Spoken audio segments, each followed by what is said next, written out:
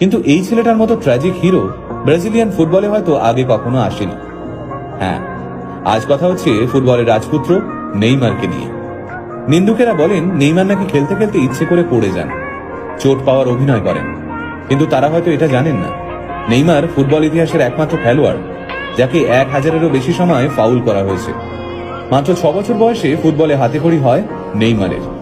বলের সঙ্গে তিনি যেন কথা বলতে পারতেন।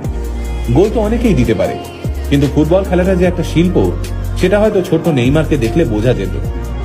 মাত্র 17 বছর বয়সে ব্রাজিলের 1 নম্বর ক্লাব স্যান্টোসে অভিষেক হয় নেইমারের। আর 18 বছর বয়সে ব্রাজিলের জাতীয় দলেও চান্স পান তিনি।